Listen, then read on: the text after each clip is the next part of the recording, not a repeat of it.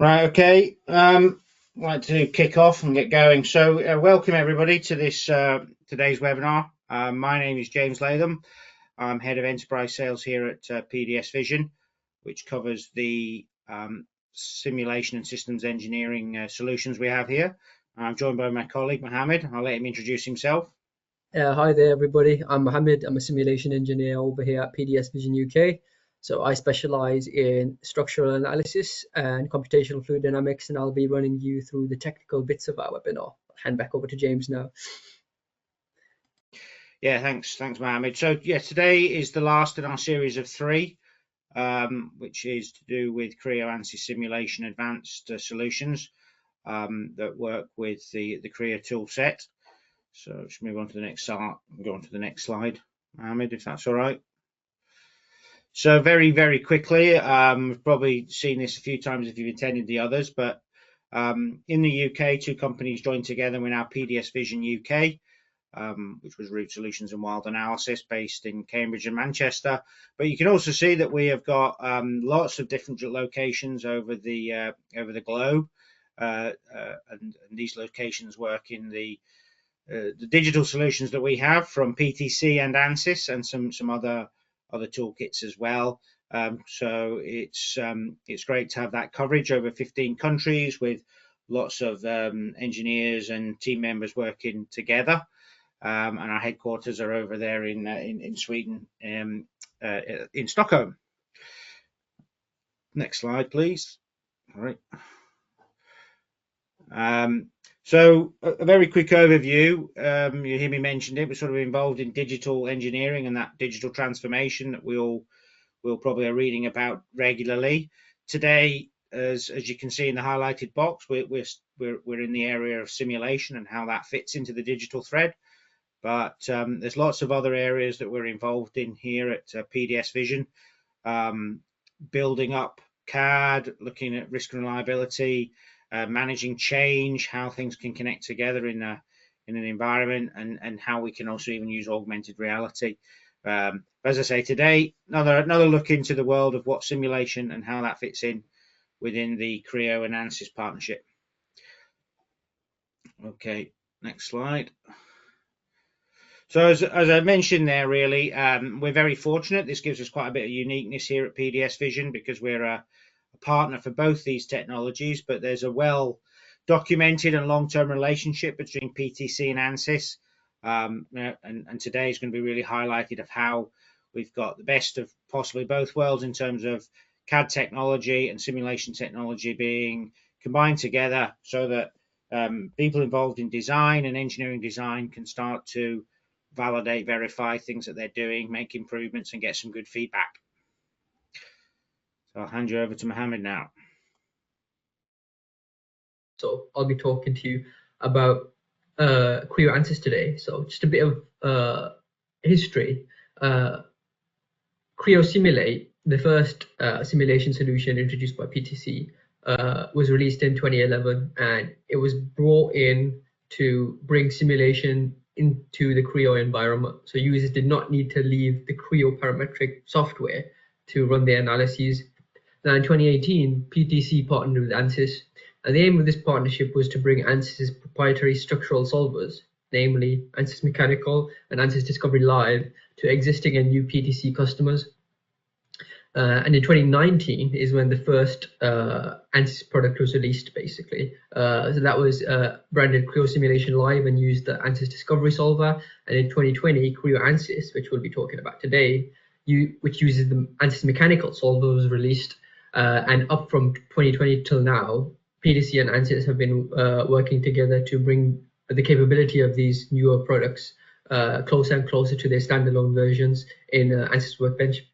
And the aim going forward is to develop both Creo Ansys and Creo Simulation Live as the staple simulation products for Creo users, eventually superseding the use of Creo Simulate for structural simulation. So Creo Ansys comes in 2 packages. There's the Creo Ansys Simulation or CAS package, which is the basic package, and then you've got the Creo Ansys Simulation Advanced package or CASA. In the basic package, you get access to structural analysis, modal analysis, and steady-state thermal analysis. and you also get access to linear context and any common idealizations that you might use in FEA. So that covers things like spring elements, beam elements, shell elements, and so on. And that works fine for most design engineers because you won't be running models that are too complicated or very large. But if you're an intermediate analyst and you might want to take advantage of some of the more complex features that are offered by the Ansys solver, that's where the advanced package comes in. So with the advanced package, you get access to everything that's available in the basic Creo Ansys simulation package, but you also get access to nonlinear contact analysis, so that's friction-based modeling, nonlinear materials, so that covers bilinear plasticity, orthotropic elasticity, and hyperelasticity. You get the capability to couple your multiphysics together, so you can run a coupled thermostructural analysis. And as of Creo 11, transient dynamics has also been added.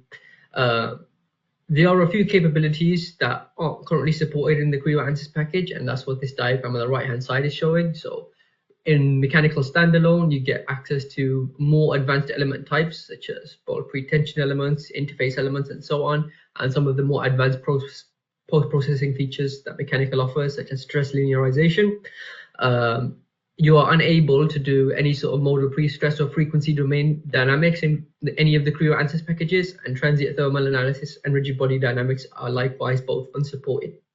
Both Creo Ansys Simulation and Creo Ansys Simulation Advanced only support a maximum of 4 cores for parallel processing. This works fine for most models that are relatively small to intermediately sized, so anything under 500,000 nodes. But if you get any bigger than that, you might want to take advantage of high performance computing, and that capability is only offered in Ansys Mechanical standalone. For users who don't want to purchase Ansys Mechanical, we do offer an affordable elastic currency system where you pay as you use the software, which is ideal if you're not going to use the mechanical solver more than a couple of times a year. So where does Creo Ansys Simulation and Creo Ansys Simulation Advanced sit in the product design timeline? Well, going from concept to production, Creo Ansys is predominantly used for final design validation, whereas Creo Simulation Live is used as a more of an upfront solution. So if you've got an initial design and you want to quickly run through design iterations, Creo Simulation Live is the ideal tool because of the speed of the solver, because it's in real time. And not to say that you can't use Creo Ansys to do initial iterations of the design, it'll just take longer. Creo Ansys being a more accurate solver naturally results in longer run times. So once you've finalized your design, you're going to want to use Creo Ansys to get an accurate indication of whether your design needs more work or not, or whether you can proceed to testing and prototyping. So who is this aimed at? Well, predominantly Creo Ansys Simulation and Creo Ansys Simulation Advanced are aimed at design engineers and basic to intermediate analysts. The whole idea about using this package is to reduce the time it takes to validate your product designs, because it's integrated with the Creo UI, so you get access to the Ansys solver without leaving the Creo Parametric environment. In a typical FEA workflow, you'd have to save your CAD file as a step file and then bring it into that native FEA software, so you lose all your feature history. This is bad for design engineers who might want to make changes if the analysis gives results that they weren't hoping for. It's a relatively short learning curve, so it's easier to use than Creo Simulate in my opinion, and a lot of the more advanced functionalities that are available in the mechanical standalone solver aren't available to the user in Creo Ansys. So you don't need to worry about some of the more complicated features if you're just starting out. And because it uses the Ansys solver, you essentially get access to like the gold standard of simulation. In fact, many industries won't accept FEA results if they don't come from certain brands, Ansys being one of them. So you can be confident in the accuracy of the results when you're using this package. All right, now we're going to move on to the demos. So in this first demo, we'll be doing structural analysis of a voltage flange, which is part of this wider pipe network. This flange is subjected to an internal pressure of 4,000 psi, and we as the manufacturer want to determine whether or not this flange will be susceptible to leakage and whether that interface is going to open under that internal loading. So the main aim of this demo is to demonstrate the difference between the basic Creo Ansys Simulation package and the Creo Ansys Simulation Advanced package by using linear and non-linear contact technologies in the context of this assembly. So I'm going to open up this model in Parametric now. You can see we've got this larger assembly. We're only really interested in the components down here. So I'm going to suppress everything else in the model apart from those components. And because our geometry is symmetric, before we bring it into Creo Ansys, we can take advantage of the CAD tools that we have available to us to cut the model into a quarter of its original size, which will reduce our model complexity when we come to run the analysis. So I've got this extruded cut feature here, which will just simply cut the model so it's a quarter of what it was before. And then to access Creo Ansys, we go to the Applications tab in the top ribbon and select Ansys Simulation. And because this is a structural analysis, we'll select Structure as our simulation type. I'll uncheck Automatic Contact Detection, and we'll touch on that in a little bit later. And now we're in the Creo Ansys interface. So on the left-hand side, you've got the structure tree. Under the Ansys Simulation tab, you've got access to your boundary conditions, your loads, your material assignments, and your post-processing. And under the Refine Model tab, you've got access to your idealizations, your connections branch, and your meshing. So the very first thing we're going to do is we're going to assign the material to this assembly. So this entire assembly is fabricated out of steel.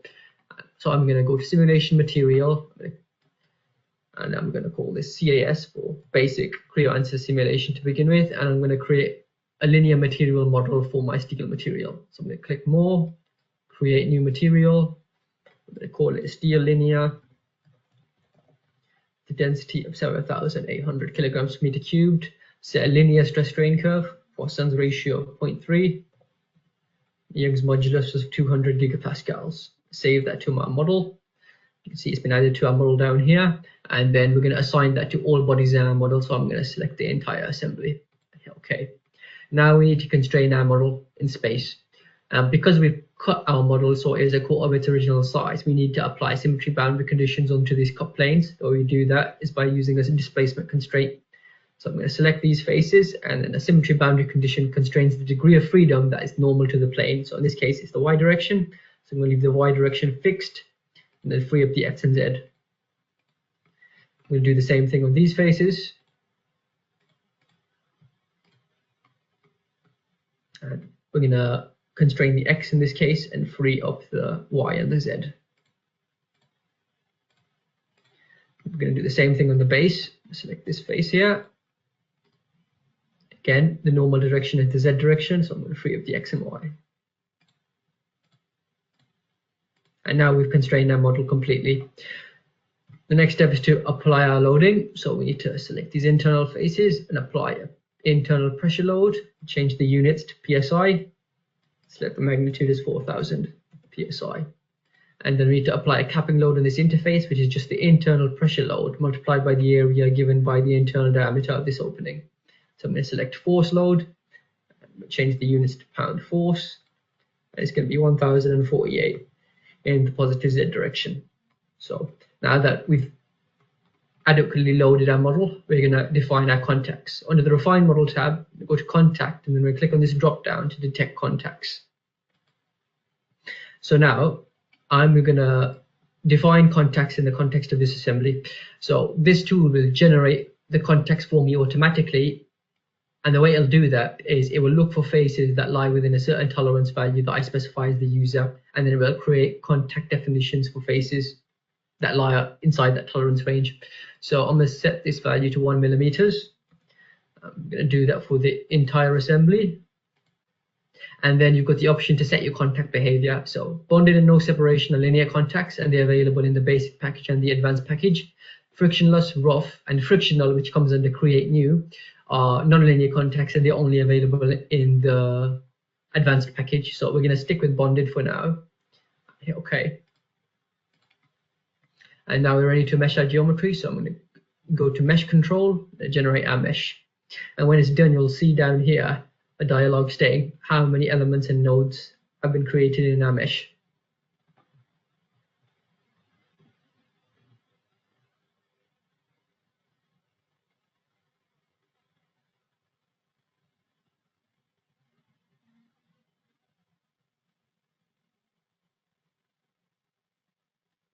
All right, so now it's created a mesh with 14,000 nodes and 8,400 elements. We can display our mesh by clicking on this icon here.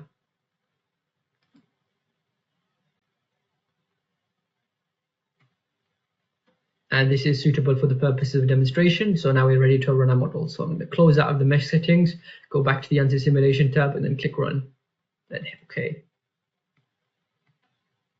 You can open the Creo Process Manager from the bottom deck to monitor the solution progress.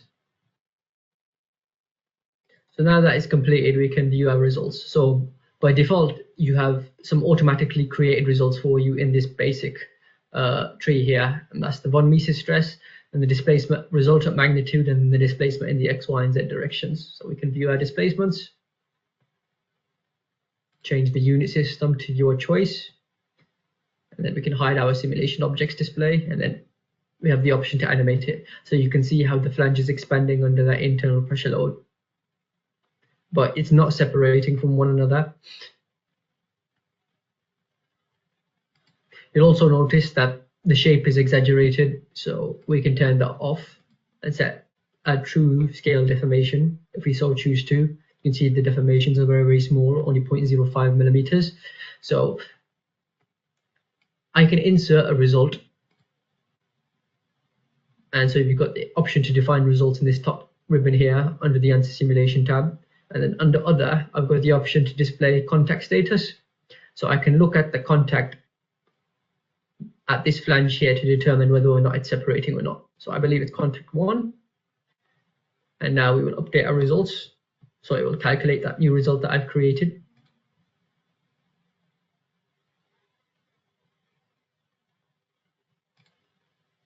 We can display, and you can see that across the entire interface, that interface is sticking, so it's not sliding and it's not separating, and that's because we used a bonded contact.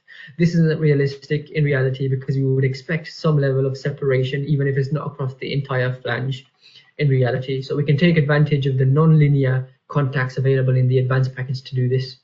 So let's do that. So I'm going to create a duplicate of this study, so I don't need to go about creating everything again.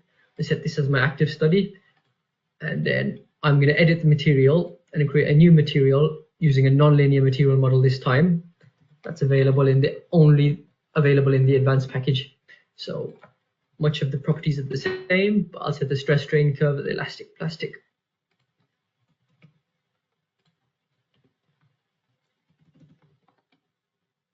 And I will set a linear hardening model. So this is a bilinear elastic plastic material model, where the stiffness of the material is different after the material has yield, and that's referred to as the tangent modulus. I'll set my tangent modulus so it's 1% of the Young's modulus. And then I will define my yield stress of the material when the material is going to yield. So I'm going to set that to 275 megapascals. Again, it's going to be applied to all bodies in our model. And then I'm going to edit the contact at that flange, and I'm going to change it. So instead of being a bonded contact, I'm going to use a non-linear frictional contact. I set the coefficient of friction as 0.2. And now we're ready to run this.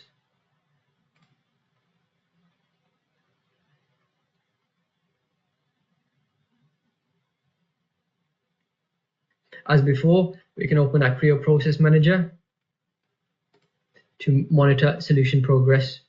So first it needs to mesh the part, and now it's solving.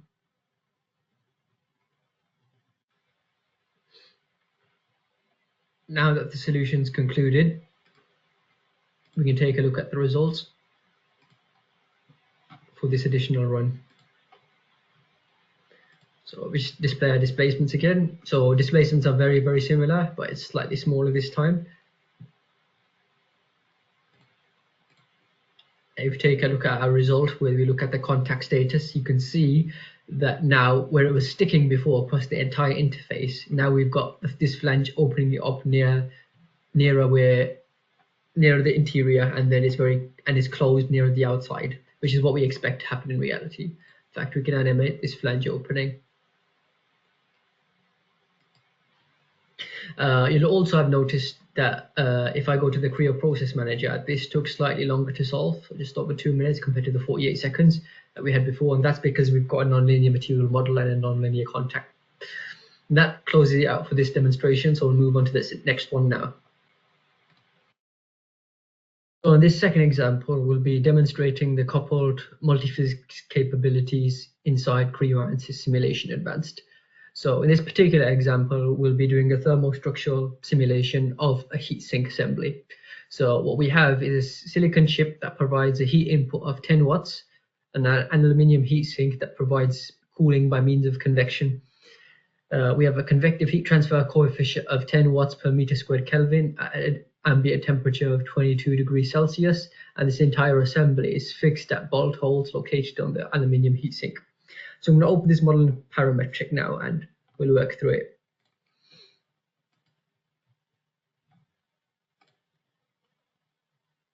Now, before I go into Creo Ansys, I'm just going to set up some points which are going to be later be used in our model.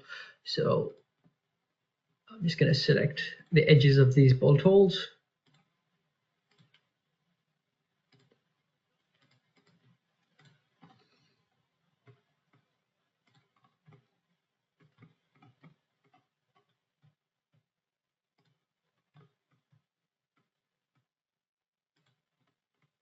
There we go. Then go to Applications, Ansys Simulation, and you can either select structural or thermal, it doesn't really matter here. And then I'm going to turn off Automatic Contacts Detection. And then if you've got an advanced license, under the setup dropdown, you should be able to see a checkbox that includes thermal simulation. So this will create a couple of multiphysics simulation now. So the very first thing we're going to do is we're going to assign materials. So this heat sink is made of aluminium. And I am going to go to the legacy materials database and add aluminium 6061 to our model. And then I'm going to define the material for the silicon chip because that's not available in the current database. So I'm going to create a new material, call it silicon. Density is 2,330 kilograms. Stress strain curve is isotropic. Poisson's ratio 0.27. Young's modulus of 159 gigapascals. Coefficient of linear thermal expansion of 2.53 times 10 to the minus 6. And we'll go to thermal, and then we specify a specific heat capacity, 691 joules per kilogram Kelvin, and thermal conductivity of 160 watts per meter Kelvin. I'm going to save that to my model, select OK, and now we need to constrain our model. So we're going to constrain this at the bolt holes, as I already mentioned, but we're going to change it so it's applied from a remote point. And this is using the points that we just defined before we entered Creo Ansys. And we're going to set the formulation to deformable, which will still constrain the model, but it will do so in such a way that thermal expansion is permitted, which will help alleviate any stress singularities that we might see along those locations. So we're going to do this for all the bolt holes in our model.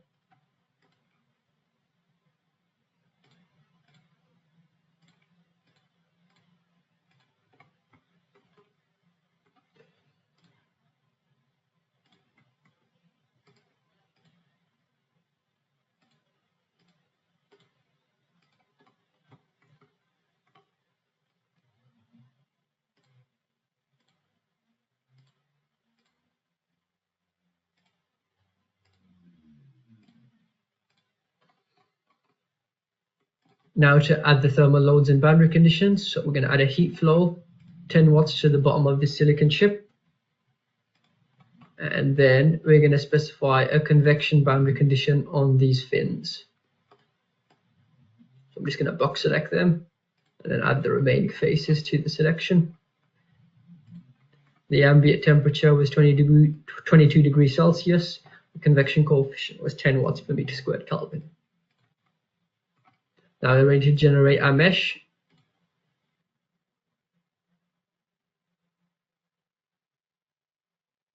And now we can display our mesh. It looks fine. And then finally we have to define our contacts.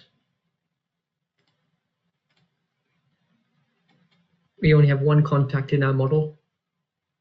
And I'm going to select the assembly. And we'll assume that's bonded. And now we're ready to run our model.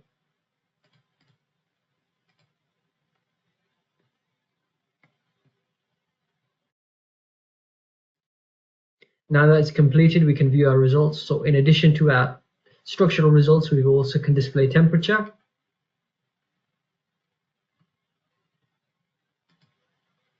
We change the units to Celsius. You can see it's hottest at the bottom where we've got our heat source applied, and then cooler towards the top. We can take a look at our displacements. We can animate it to show how the entire assembly is expanding under the temperature loads. And then we can take a look at the stresses as well. And we can see how the stresses are elevated near these bolt holes where the part is less able to expand under the increased temperature. So that ends it for this demonstration to highlight how Creo Ansys Advanced can be used to perform thermostructural analysis. And now we'll be moving on to the third demo.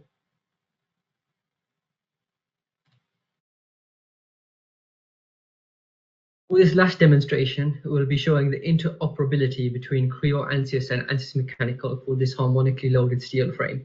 So this steel frame is used to mount a piece of rotating machinery that rotates a blade at 8 Hz.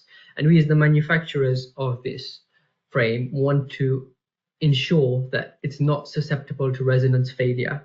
So we can run a modal analysis that's available to us in Creo Ansys to understand what the natural frequencies of our structure are, and then see if they coincide with that forcing frequency of 8 Hz. If we want to understand what the displacements are, we cannot do that in a modal analysis. So what we'll have to do is we'll have to export our modal analysis in Creo Ansys into Ansys Mechanical standalone, and then run a harmonic response modal superposition analysis in Mechanical. Frequency domain dynamics like harmonic response are not available currently in the Creo Ansys basic or the advanced packages, but we can export models from Creo Ansys into Mechanical and maintain the entire setup without us needing to recreate those models in Mechanical, and we'll be demonstrating that in this demo. You'll also notice that the geometry in this demonstration is different from the geometry in the previous 2 demonstrations, in that all we have is a set of line bodies, points, and surfaces. And the reason for that is we're going to be taking advantage of the idealizations that are offered inside Creo Ansys in order to speed up our analysis without losing too much fidelity. So what we have is we have a 2000 kilogram point mass located at this point here, which represents the center of gravity of that industrial machine, and that's going to be represented using a mass element idealization. And then what we have is these line bodies, which are going to be represented using beam element idealizations, and then these surfaces are the feet panels, which are going to be represented using shell element idealizations. So I'm going to open up this model in parametric, and we're going to work our way through it.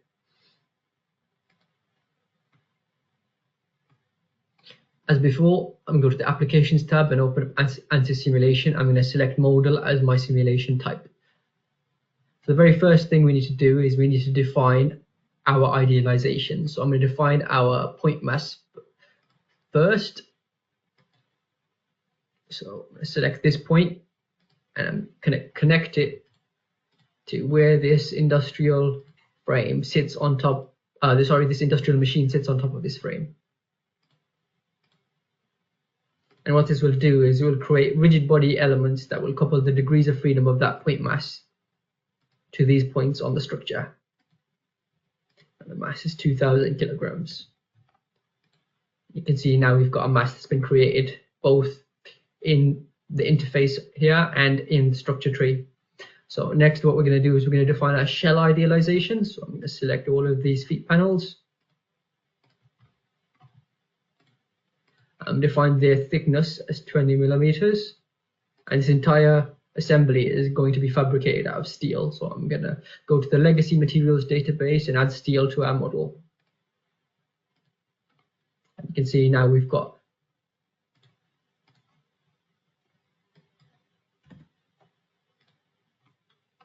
our shells defined 20 millimeters, and then in the structure tree also. And then finally, we need to define our beams. But before we do that, we need to assign our beam sections because we currently don't have any defined.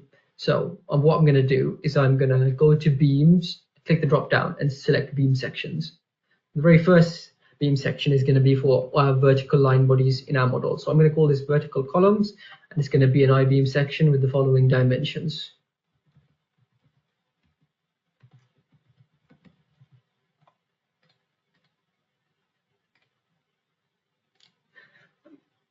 And now you can see in the structure tree, we've got our beam sections defined.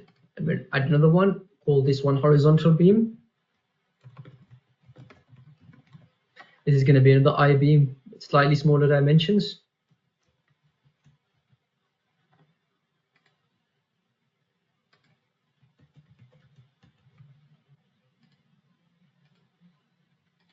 And then finally, these diagonal line bodies are going to be cables. So I'm going to select a solid circular section for those bodies with a radius of 28 millimeters. Right. We call that cable. Now we need to assign these sections to our line bodies. So I'm going to select all of these vertical line bodies, assign them to the vertical section, all this vertical, and then it's going to ask you for the orientation of your beam element.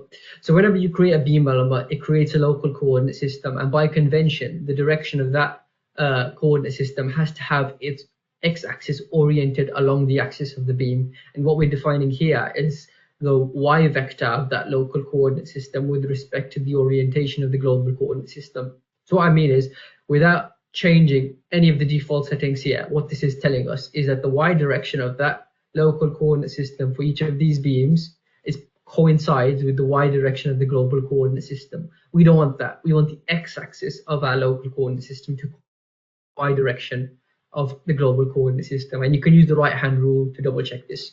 So I'm going to change this. So x equals 1 and y equals 0. I'm going to hit OK. And then turn on simulation display. And now you can see these I-beams have now been created. I'm going to do the same thing for the horizontal beams. Assign it to the horizontal beam section and then select all the horizontal beams in our model.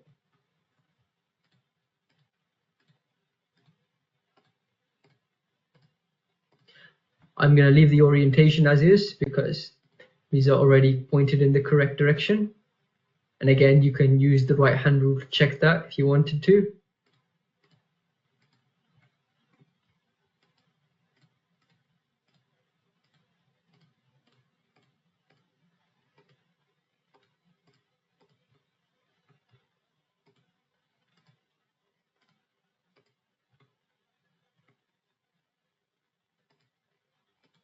And then finally, we need to define our cable beams. So select all these diagonal line bodies, have them assigned to the cable section.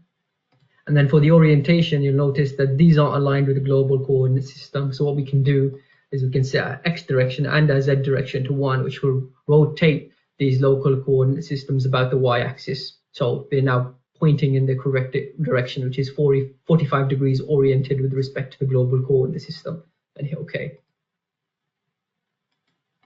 Now that we've defined all our idealizations, we need to constrain our model.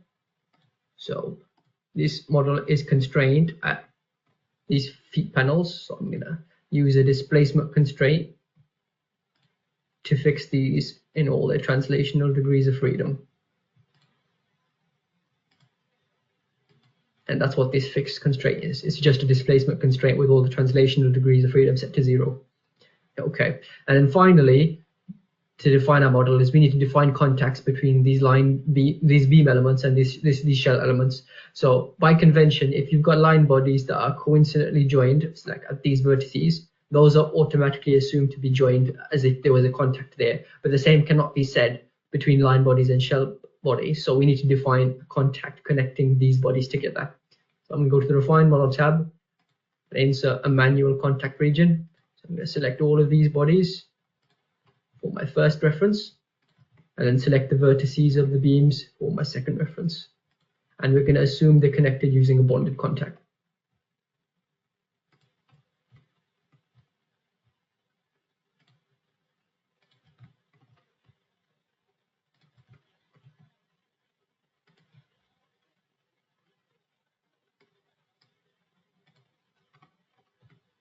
And now we're ready to generate our mesh. So I'm going to go to Mesh Control and Generate Mesh.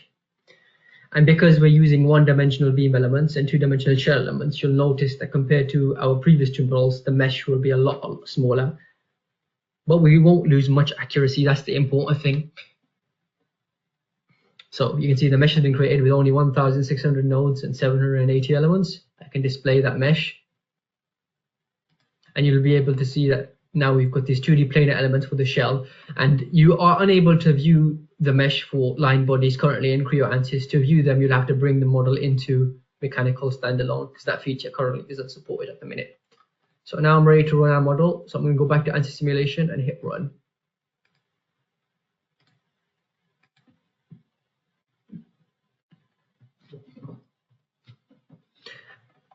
As before, we can monitor our progress in the Creo Process Manager.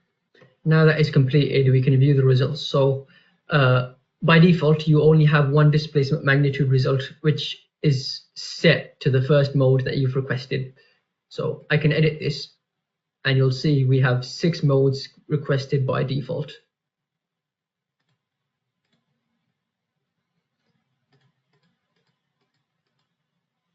Like so.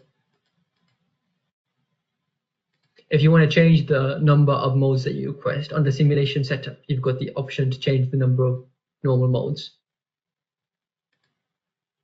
So plotting our first mode, you can see our first mode is at 8.3 Hertz, which is very, very close to our 8 Hertz force and frequency, so there is potential for resonance here. So if we wanted to understand what the displacements are for a particular model, we would have to export the model into mechanical and then see what they come to essentially.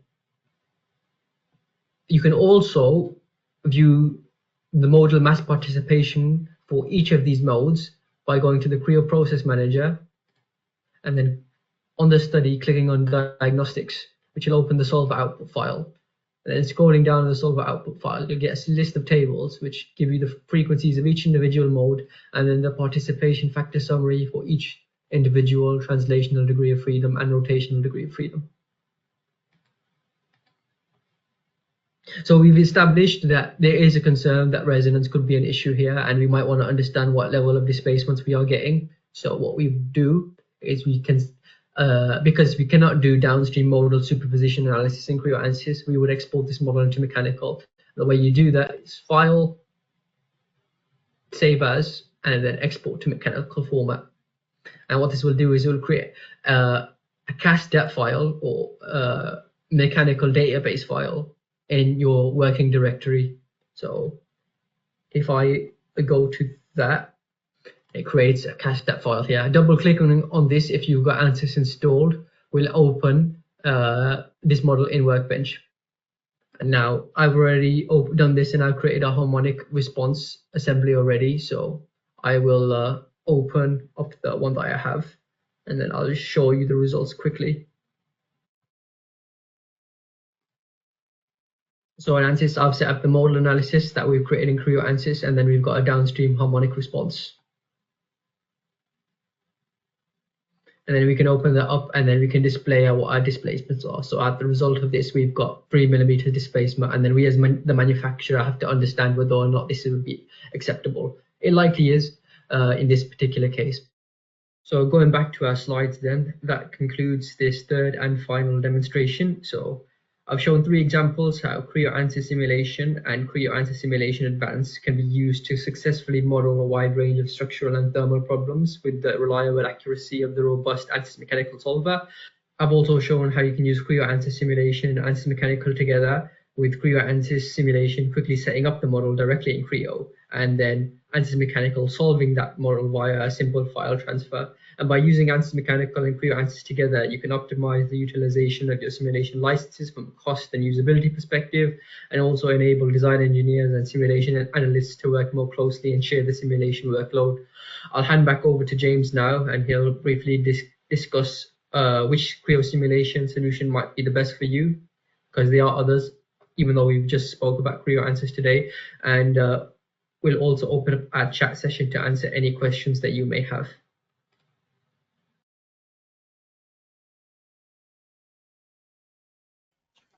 Yeah, thank you very much, Mohammed. That was really helpful, really good. So just a couple more slides. Thanks for everybody's attention.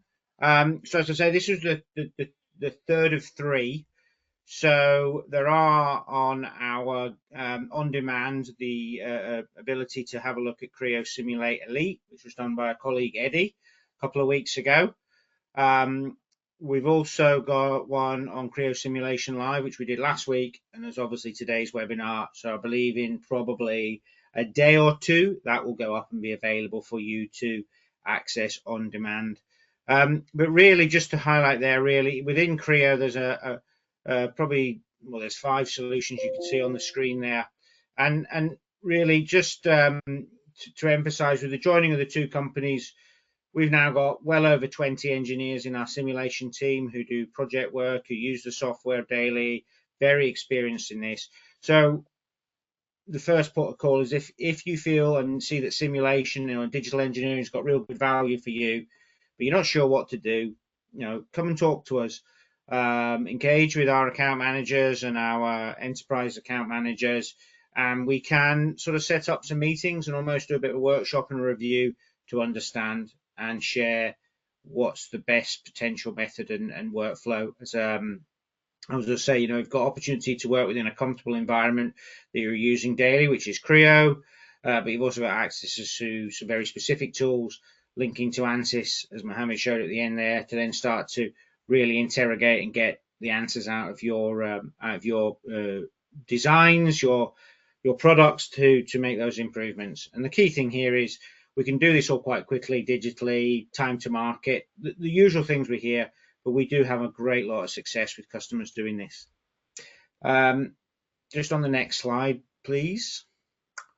So we, as I say, we had 3. We've now got our final live session, which is next week at the MTC in Coventry. I know some of the people that are attending this webinar are from overseas, so they won't be able to come to that. But please, and I think the chat has now got some of links in these to register and come along. There's some customer presentations. Mohammed and Alex Jones, who presented last week, will be there. They're doing another live presentation on this technology. I have some colleagues coming from Ansys to do some of their sustainability and design. So I think it's going to be a great way to meet the fellow like-minded people that are using your products, using our products and with your products, and look at the solutions and just network. It's really good. It's really good. So just to wrap up, really, we've had one question from a couple of questions. First one was really, would we be able to, Mohammed, get these models sent to people so they could perhaps look at them and use them in their solutions, or at least pick up on them? I think it's okay. They're not proprietary, are they? No, they're not proprietary. Yeah, I made these myself, so yeah, we'll be able to send them across.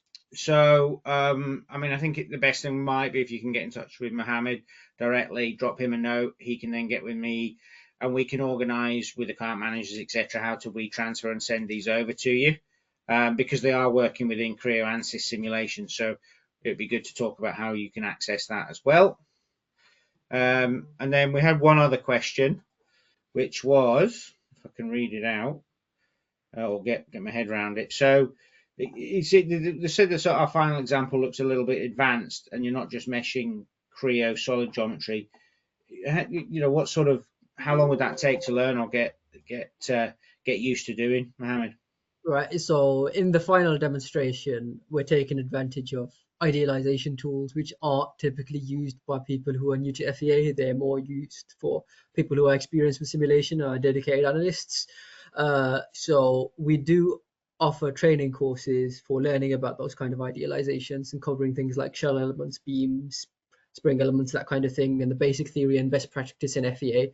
And if you need further help, we do offer consulting services, so we can take a look at your designs, understand what you need, and then maybe prepare a solution for you, and then we'll send that over to you, and then you can make use of that yourself and then help train new people on it, basically. So I'd say to learn it, it would only take a couple of days on the training, and then maybe a couple of projects you'll have to do yourself to familiarize yourself with it. But ultimately, I wouldn't say it's too difficult. Anybody who's got any sort of basic experience with FEA would be able to pick it up, in my opinion.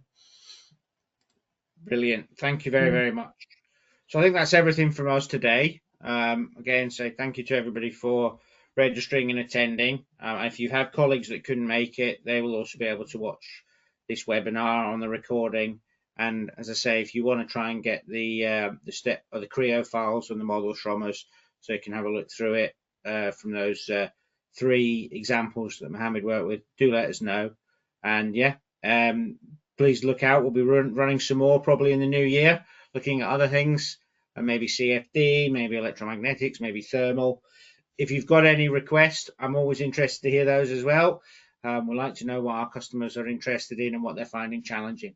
So let's wrap up. Thank you very much, and have a good rest of the day and enjoyable weekend when it comes. Cheerio. Cheers, guys. Bye.